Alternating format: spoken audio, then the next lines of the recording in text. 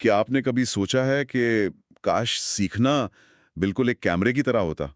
मतलब बस किसी किताब या नई जानकारी की तरफ देखा, दिमाग में क्लिक की आवाज़ हुई और वो पूरी की पूरी जानकारी हमेशा के लिए हमारी मेमोरी में सेव हो गई।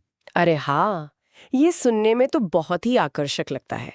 हम सब चाहते हैं कि ज्ञान का लेन देन इतना ही यांत्रिक और सीधा हो जाए। बिल्कुल।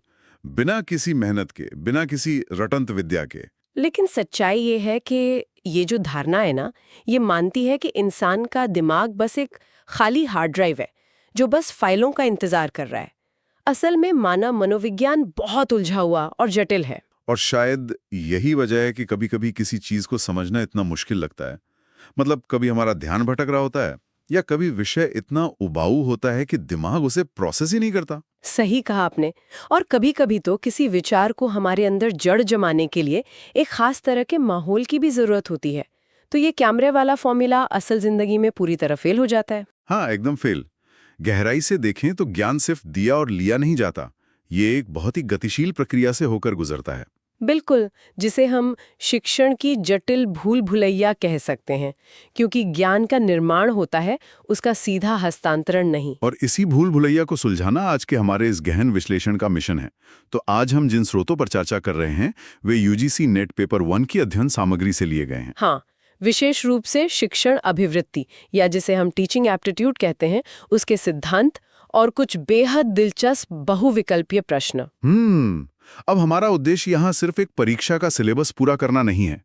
हम उस तंत्र को डिकोड करना चाहते हैं जो हमें या किसी भी इंसान को कुछ नया सीखने में मदद करता है। तो चलिए इसे समझते हैं। बिल्कुल, चलिए शुरू करते हैं। सबसे पहले तो मुझे ये बताइए कि यूजीसी नेट जैसी इतनी कठिन परीक्षा में, जो कि भविष्य के असिस्टेंट प्रोफेसर्स के लिए होती है, ये शिक्षक का मूल्यांकन क्यों किया जाता है? मतलब क्या कोई व्यक्ति जो अपने विषय का विशेषज्ञ है वो जन्मजात एक अच्छा शिक्षक नहीं होता? ये एक बहुत बड़ी गलतफहमी है। ये सोचना कि अगर आप किसी विषय के विद्वान हैं, तो आप उसे अच्छे से पढ़ा भी सकते हैं, ये सही नहीं है। यूजीसी नेट पेपर 1 सभी उम्मीदवारों के लिए अनिवार्य होता है। अच्छा, सभी के लिए अनिवार्य है? हाँ, इसमें 10 खंड होते हैं और 50 प्रश्न पूछे जाते हैं जो कुल 100 अंकों के होते हैं। इसका मुख्य उद्देश्य बस ये जांचना है कि जो व्यक्ति कल को उच्च शिक्षा में जाएगा, क्या वो ज्ञान को संप्रेषित करने की बुनियादी संरचना को समझता भी है या नहीं। तो ये सिर्फ ज्ञान होने के बारे में नहीं है, बल्कि उसे डिलीवर कैसे करना है उस बारे में है। बिल्कुल। शिक्षण कोई स्थिर या एक तरफा अवधारणा नहीं है कि आपने बस मंच पर खड़े होकर भाषण दे दिया और आपका काम खत्म हो गया। ये एक सामाजिक और गतिशील प्रक्रिया है जिसमें कई परतें होती हैं। तो अगर ये एक तरफा नहीं है, तो इसकी असली संरचना क्या है? मतलब मैंने नोट्स में एक शब्द पढ़ा था, त्रिध्रुवीय मॉडल या ट्राइपोलर प्रोसेस। ये 3 ध्रुव कौन से होते हैं? तो शिक्षा मनोवैज्ञानिक रायबर्न ने शिक्षण को इसी त्रिध्रुवीय प्रक्रिया के रूप में परिभाषित किया है। इसके 3 मुख्य स्तंभ हैं: शिक्षक, विद्यार्थी और पाठ्यक्रम। शिक्षक, विद्यार्थी और सिलेबस। हाँ, और अनुसंधान की भाषा में इन्हें चर या वेरिएबल्स कहा जाता है। पहला है शिक्षक, जिसे स्वतंत्र चर यानी इंडिपेंडेंट वेरिएबल कहा जाता है। दूसरा है विद्यार्थी, जो परतंत्र चर या डिपेंडेंट वेरिएबल है। और तीसरा? और तीसरा है पाठ्यक्रम, जिसे हम हस्तक्षेप चर या इंटरवीनिंग वेरिएबल कहते हैं। रुकिए, मुझे इसे अपने दिमाग में थोड़ा सा विजुअलाइज करने दीजिए। अगर मैं इसे एक उपमा दूं तो ये एक फिल्म निर्माण की तरह लग रहा है मुझे। अच्छा, कैसे? देखिए, यहाँ शिक्षक वो निर्देशक है जो पूरी तरह से स्वतंत्र है कि वो कहानी को कैसे पेश करेगा, कौन सा सीन कैसे शूट करेगा। विद्यार्थी वो अभिनेता है जो परतंत्र है, क्योंकि उसे निर्देशक के विजन और निर्देशों के अनुसार खुद को ढालना होता है। हाँ, ये दिलचस्प है। और पाठ्यक्रम वो स्क्रिप्ट है, एक हस्तक्षेप जिसके माध्यम से निर्देशक और अभिनेता आपस में जुड़ते हैं। क्या ये सही है? ये सोचने का एक बहुत ही शानदार तरीका है। लेकिन चलिए इस उपमा को थोड़ा और आगे बढ़ाते हैं। क्या होगा अगर आपकी स्क्रिप्ट ही बेहद खराब और अर्थहीन हो? तो फिर चाहे दुनिया का सबसे बेहतरीन निर्देशक हो और सबसे टैलेंटेड अभिनेता भी हो, फिल्म तो फ्लॉप ही होगी ना। बिल्कुल। और यही कारण है कि पाठ्यक्रम या हस्तक्षेप चर इतना महत्वपूर्ण होता है। इसके बिना शिक्षक और छात्र के बीच कोई उद्देश्यपूर्ण संवाद मतलब मीनिंगफुल इंटरैक्शन हो ही नहीं सकता। सिर्फ बातें होंगी, असली सीखना नहीं होगा। एकदम सही। शिक्षाविद क्लार्क और बीओ स्मिथ भी इसी बात पर जोर देते हैं। क्लार्क कहते हैं कि शिक्षण का मूल उद्देश्य छात्र के व्यवहार में परिवर्तन लाना है और स्मिथ का मानना है कि शिक्षण वह क्रिया है जो अधिगम यानी लर्निंग को प्रेरित करती है। तो बिना एक मजबूत स्क्रिप्ट के आप बदलाव नहीं ला सकते। हाँ, बिना एक अच्छे पाठ्यक्रम के आप छात्र के व्यवहार में कोई सार्थक और स्थायी बदलाव ला ही नहीं सकते। व्यवहार में बदलाव, ये बहुत गहरी बात है। इसका मतलब है कि सिर्फ ब्लैक बोर्ड पर कुछ तथ्य लिख देना शिक्षण नहीं है, लेकिन ये ज्ञान किसी इंसान के व्यवहार का हिस्सा कैसे बनता है। हमारे स्रोत में इस बात पर एक पुरानी बहस का जिक्र भी है कि शिक्षण एक कला है या विज्ञान। एनएल पेज जैसे विचारकों के अनुसार मैं बताऊं तो शिक्षण कला और विज्ञान दोनों का एक अनूठा मिश्रण है। दोनों कैसे हो सकता है? देखिए, ये कला इसलिए है क्योंकि ये शिक्षक के व्यक्तिगत अनुभवों, उसकी रचनात्मकता और सहानुभूति पर निर्भर करता है। आप छात्रों की भावनाओं को कैसे समझते हैं, उनसे कैसे जुड़ते हैं, ये पूरी तरह से एक कला है। हाँ, वो तो है। हर शिक्षक का अपना एक अलग अंदाज होता है। बिल्कुल, लेकिन साथ ही ये एक विज्ञान भी है क्योंकि इसमें एक क्रमबद्धता, एक लॉजिक और एक सिद्ध प्रणाली होती है। इसका एक बहुत अच्छा उदाहरण शिक्षण का 6E+S प्रारूप है। 6E+S, ये सुनने में तो किसी केमिकल फॉर्मूले या प्रोडक्ट के बारकोड जैसा लग रहा है। ये असल में कक्षा में कैसे काम करता है? मुझे इसका कोई व्यावहारिक उदाहरण देकर समझाइए। ठीक है, मैं समझाती हूँ। मान लीजिए कि आप कक्षा में चुंबकत्व या मैग्नेटिज्म पढ़ा रहे हैं। विज्ञान के नजरिए से इसे इस 6E+S के तहत कैसे पढ़ाएंगे वो समझिए। पहला E है एंगेज, मतलब जोड़ना। आप कक्षा में आते ही हवा में तैरता हुआ एक चुंबक दिखा देते हैं, छात्रों का ध्यान तुरंत खिंच जाएगा। अरे वाह, तो आप सीधा परिभाषा नहीं बता रहे हैं, आप पहले एक तरह का जादू दिखा रहे हैं। सही कहा।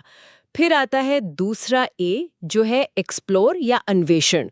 अब आप बच्चों के हाथ में चुंबक और कुछ लोहे और प्लास्टिक के टुकड़े दे देते हैं और कहते हैं कि खुद खेल कर देखो। तो यहाँ छात्र खुद प्रयोग कर रहे हैं, खुद खोज रहे हैं। बिल्कुल। इसके बाद आता है तीसरा ई, एक्सप्लेन यानी व्याख्या। अब शिक्षक आकर बताता है कि जो तुमने अनुभव किया उसे चुंबकीय क्षेत्र कहते हैं। हाँ, तो एक्सप्लोर और एक्सप्लेन में ये फर्क है। पहले बच्चा खुद जूझता है, फिर शिक्षक उसे तकनीकी शब्द देता है। ये बहुत तार्किक है। एकदम सटीक। फिर चौथा ई है इलैबोरेट या विस्तार, जहां आप बताते हैं कि इसी सिद्धांत पर दुनिया की सबसे तेज मैग्लेव ट्रेनें चलती हैं। पांचवा ई है इवैल्यूएट यानी मूल्यांकन, जहां आप ये जांचते हैं कि उन्हें कितना समझ आया। और छठा ई क्या है? छठा ई है एक्सटेंड, जहां आप इस विषय को पृथ्वी के गुरुत्वाकर्षण या अन्य जटिल विषयों से जोड़ते हैं। और अंत में एस से आता है स्टैंडर्ड यानी मानक, ये सुनिश्चित करना कि ये सब कुछ आपके शैक्षिक मानकों या सिलेबस से मेल खाता हो। ये तो वाकई एक पूरी तरह से वैज्ञानिक और चरणबद्ध प्रक्रिया है। लेकिन विज्ञान और कला के इस मिश्रण में मुझे एक बात खटक रही है। कैसी बात? हमारे स्रोतों में अधिगम या लर्निंग के 3 स्तर बताए गए हैं। पहला है स्मृति स्तर या मेमोरी लेवल, दूसरा अवबोध स्तर यानी अंडरस्टैंडिंग, और तीसरा विमर्श स्तर मतलब रिफ्लेक्टिव लेवल। हाँ, ये 3 मुख्य स्तर होते हैं। अब हम अक्सर सुनते हैं कि रटो मत समझो। हमारे शिक्षा तंत्र में स्मृति स्तर यानी रटने वाली विद्या को बहुत ही हे दृष्टि से देखा जाता है। लेकिन मेरा एक सवाल है, क्या रटना वास्तव में इतना बुरा है? क्या ये उच्च स्तर के चिंतन तक पहुंचने के लिए एक बेहद जरूरी पहली सीढ़ी नहीं है? ये एक बहुत ही प्रासंगिक बहस है। मैं मानती हूँ कि हम रटने को इतना नकारात्मक बना चुके हैं कि हम उसकी असली अहमियत ही भूल गए हैं। सच कहूँ तो स्मृति स्तर पूरी इमारत की नींव होती है। बिल्कुल, बिना नींव के इमारत कैसे बनेगी? हाँ, अगर आप बुनियादी तथ्यों को अपनी मेमोरी में लॉक नहीं करेंगे तो आप उनका आगे चलकर विश्लेषण कैसे करेंगे? मतलब अगर किसी ने ख ख ग घ रटा ही नहीं है तो वो शेक्सपियर या कालिदास कैसे बनेगा? आप सीधे कविता तो नहीं लिख सकते ना। बिल्कुल, यही बात है। स्मृति स्तर पर हम तथ्यों को रटते हैं, जैसे कि पानी का फॉर्मूला H2O है। अवबोध स्तर पर हम उसकी प्रकृति को समझते हैं कि H2O बर्फ, पानी और भाप कैसे बनता है। और फिर विमर्श स्तर आता है। हाँ, अंततः सबसे ऊंचे स्तर यानी विमर्श स्तर पर हम आलोचनात्मक विश्लेषण और समस्या समाधान करते हैं, जैसे कि दुनिया के जल संकट को कैसे सुलझाया जाए।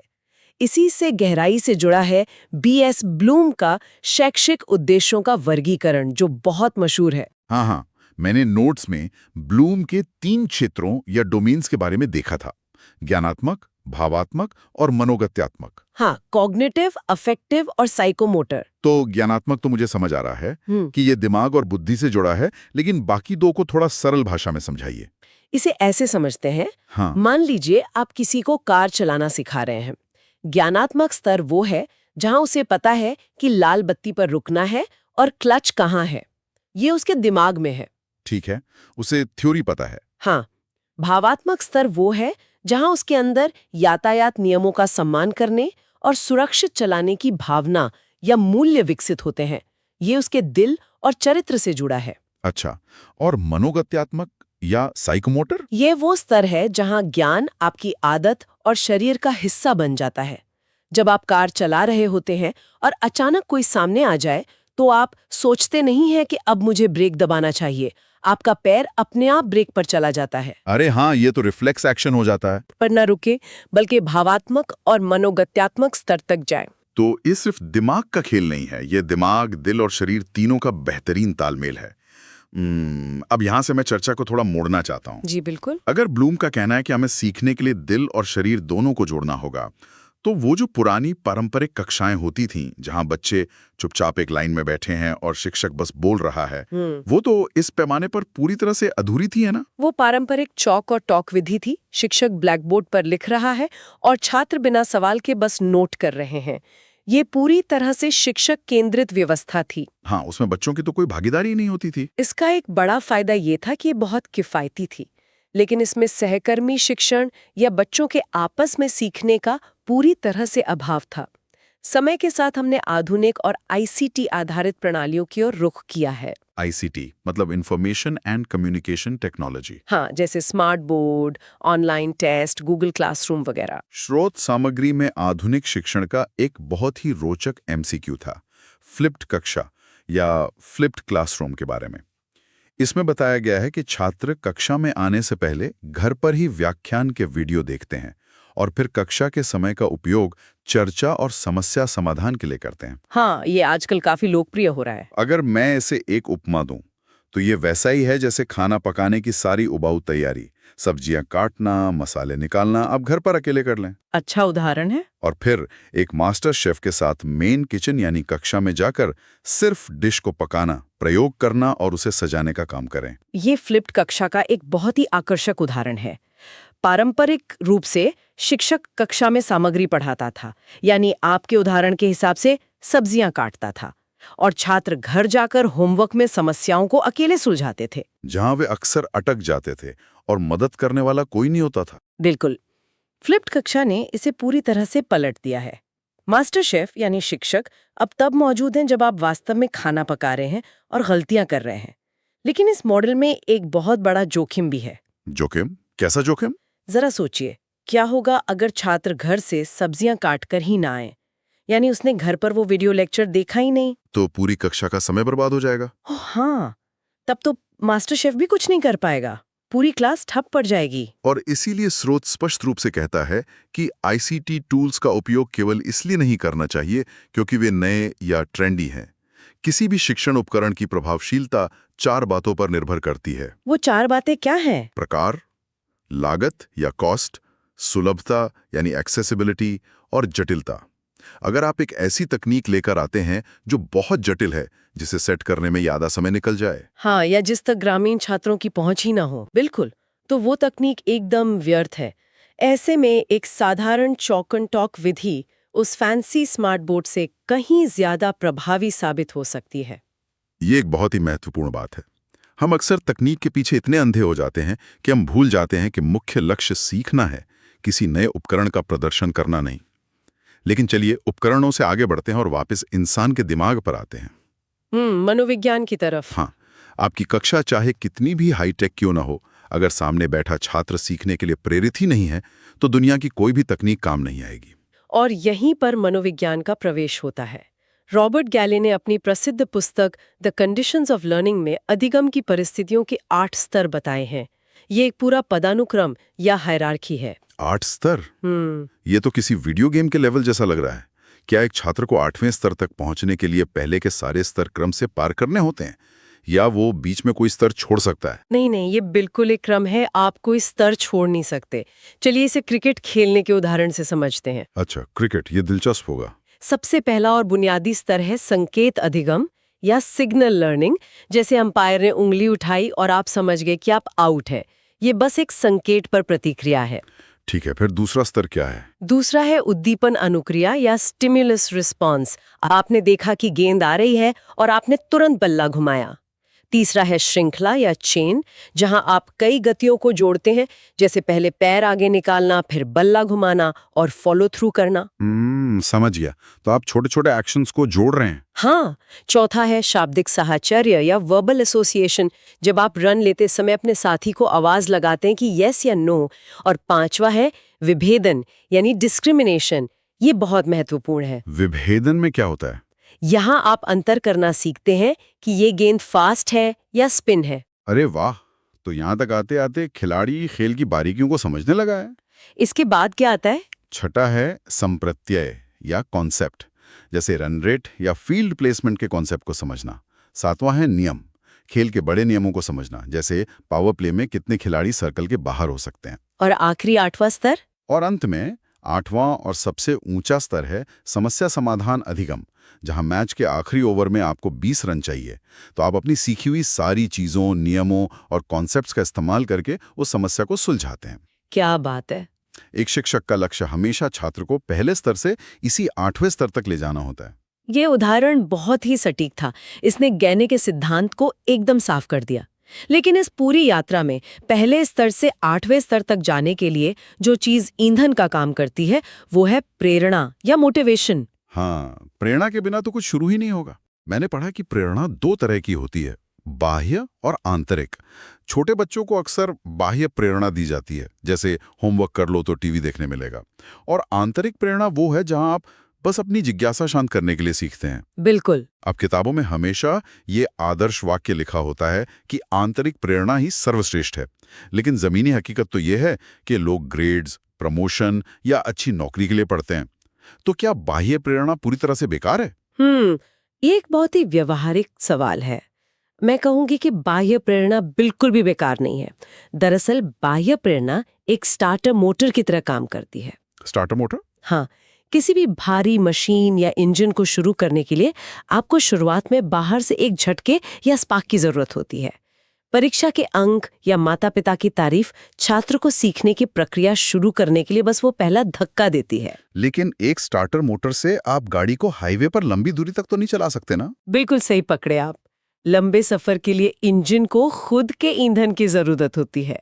ज्ञान के उच्चतम स्तरों, विशेषकर समस्या समाधान तक पहुंचने के लिए उस बाह्य प्रेरणा को आंतरिक जिज्ञासा में बदलना ही शिक्षक की असली सफलता है। हाँ, क्योंकि अगर बाहर से धक्का मिलना बंद हुआ तो गाड़ी रुक जाएगी। एकदम। अगर एक छात्र सिर्फ परीक्षा पास करने के लिए पढ़ रहा है तो वो परीक्षा खत्म होते ही सब भूल जाएगा।